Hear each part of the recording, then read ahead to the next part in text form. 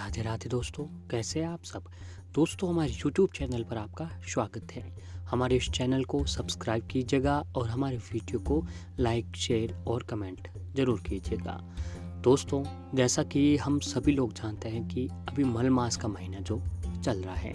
दोस्तों, इस बार का मल मास का महीना 18 सितंबर से शुरू हो चुका था, जो कि 16 अक्टूबर को ख़त्म होने वाला है। मात्र दोस्तों, अब कुछ ही दिनों में जो है अधिक मास का महीना, मल मास का महीना जो है वह ख़त्म होने वाला है। हमारे हिंदू धर्म में हर महीने का अपना एक अलग और विशेष महत्व बताया गया है। इसके अलावा दोस्तों, हम सभी लोग जो है शुभ और अशुभ जैसी बातों का भी विशेष ध्यान में भी रखते हैं। दोस्तों, शास्त्रों में मल मास का जो महीना है उसको श्रेष्ठ नहीं माना गया है। ये तो हम सभी लोग देखते हैं कि जब तक मल मास का महीना चलता है तब तक कोई भी शुभ कार्य, मांगलिक कार्य जो है वह नहीं किया जाता है। मल मास में किसी भी शुभ काम की तो शुरुआत नहीं होती है, लेकिन दोस्तों ये जो महीना है ये धर्म कर्म, भगवान के प्रति भक्ति भाव, उपाय, साधना और यातना के लिए ये जो महीना है ये सबसे अति उत्तम माना गया है। पुराणों में भी ऐसा बताया गया है कि मल मास में जो व्यक्ति धार्मिक नियमों का पालन करते हैं उन्हें मोक्ष की प्राप्ति होती है। मल मास के दिनों में धार्मिक स्थलों की यात्रा करना, भागवत कथा का पाठ करना भी सबसे शुभ माना जाता है। दोस्तों, जो मल मास का महीना है ये 3 साल में एक बार आता है। ऐसे में दोस्तों, ये मल मास का महीना धर्म कर्म के लिए सबसे अच्छा माना गया है। और इस मल मास के महीने में जो भी तिथियां, वार, एकादशी, पूर्णिमा आती है उसका भी जो महत्व है वह भी बहुत ही ज़्यादा बताया गया है। क्योंकि दोस्तों, ये 3 साल में एक बार पड़ने के कारण ये धर्म कर्म के लिए महीना बहुत ही अच्छा माना गया है। मल मास के प्रतिनिधि जो आराध्य देव हैं वो भगवान विष्णु जी हैं। इसीलिए दोस्तों, इस महीने के दौरान भगवान विष्णु जी की पूजा हमें नियमित रूप से करनी चाहिए। और इस महीने में प्रतिदिन सुबह ब्रह्मा मुहूर्त में उठकर स्नान आदि से निवृत्त होकर भगवान विष्णु जी को केसर युक्त दूध से अभिषेक करें।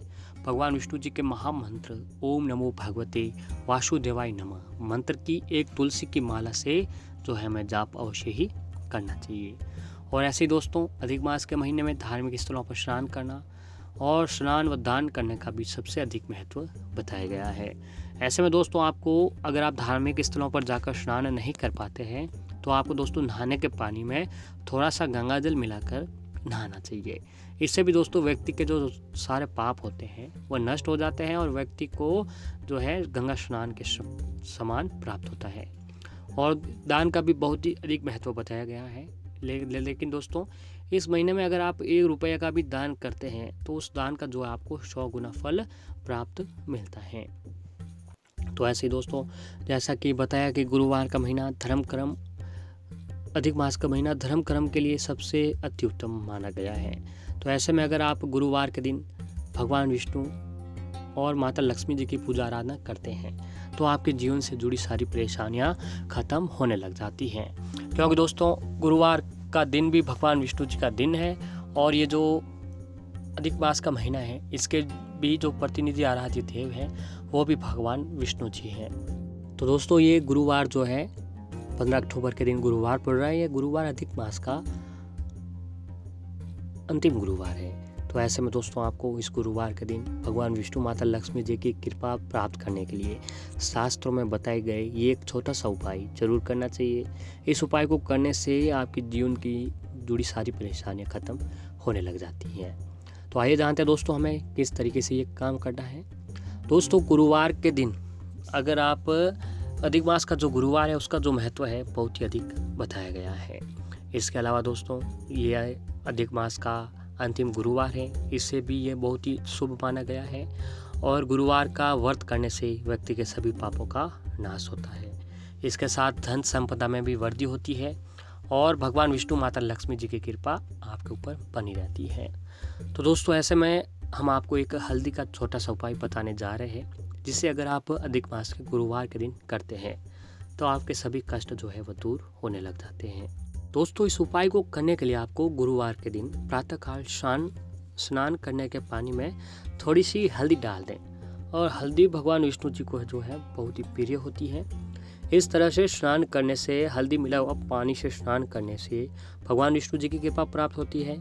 और स्नान के बाद दोस्तों, हो सके तो आपको इस दिन पीले रंग के स्वच्छ वस्त्र धारण करने चाहिए। अब आप अपने घर के मंदिर में आसन बिछाकर बैठ जाएं। और अब बैठने से पहले दोस्तों आपको 2 लोटे लेने हैं। उसमें दोनों में जो है, एक में थोड़ा सा पानी ले लेना है, शुद्ध पानी जल ले लेना है, और दूसरे में थोड़ा सा गंगा जल भी ले लें। अब दोनों ही दोस्तों पात्रों में, दोनों ही लोटों में थोड़ी थोड़ी सी भी हल्दी डाल दें। अब भगवान विष्णु जी के सामने, अपने घर के मंदिर के सामने बैठ जाएं और भगवान विष्णु माता लक्ष्मी जी के समक्ष जो है आपको एक देसी घी का दीपक जलाना है।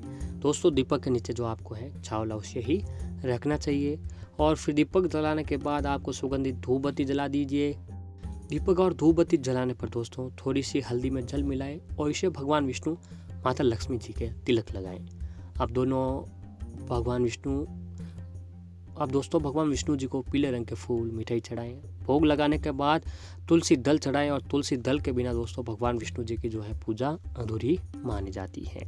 तो दोस्तों ऐसे में आपको जो है तुलसी का भोग भगवान विष्णु जी को अवश्य ही लगाना चाहिए। तुलसी भगवान विष्णु जी का सबसे प्रिय भोग होता है।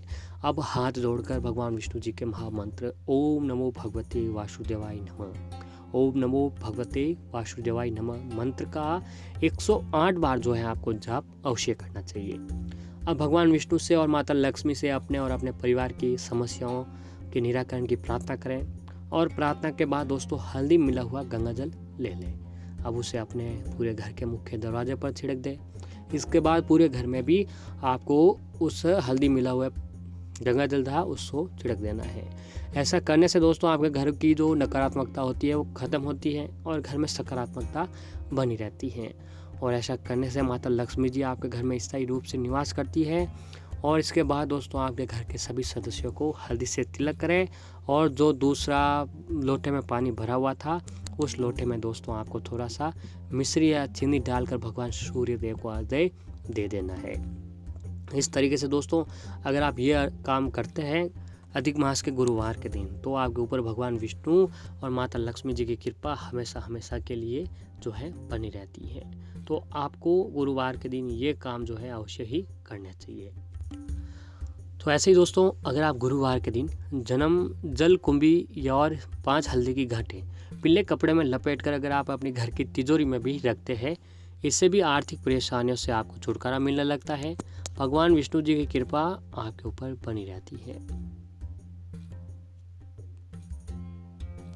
और ऐसे ही दोस्तों अगर आप रोजाना पूजा के समय नित्य काम ये आप अपनाते हैं, नियम बना लेते हैं कि रोजाना पूजा के समय कलाई में या गर्दन पर हल्दी का छोटा सा टीका लगाने पर बृहस्पति मजबूत होता है और वाणी में भी मजबूती आने लगती है।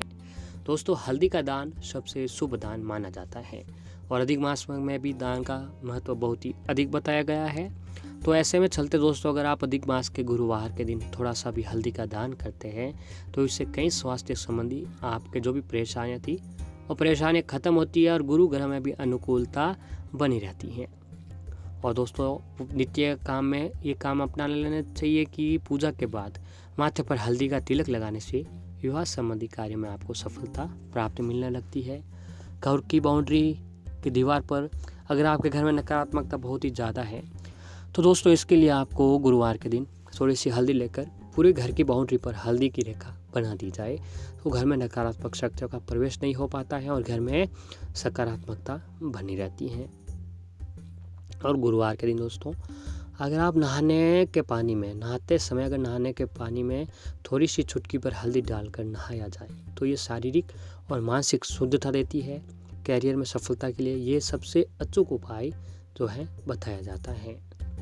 और दोस्तों अगर आप प्रति गुरुवार श्री गणेश जी को मात्र एक चुटकी हल्दी चढ़ाते हैं तो इससे जिस जातक की भी विवाह में परेशानियां आ रही है, रुकावटें आ रही हैं, उन्हें दोस्तों गुरुवार को मात्र एक छोटी सी चुटकी हल्दी भगवान श्री गणेश जी को चढ़ा दी जाए तो इससे आपके विवाह संबंधी बाधाएं दूर होती हैं। या फिर ऐसे का एक काम आप और कर सकते हैं कि भगवान विष्णु लक्ष्मी जी की प्रतिमा के पीछे हल्दी की अगर आप पूड़ियाँ जो है छुपा कर रखते हैं तो इससे आपके अतिशीघ्र विवाह के योग भी बनने लग जाते हैं।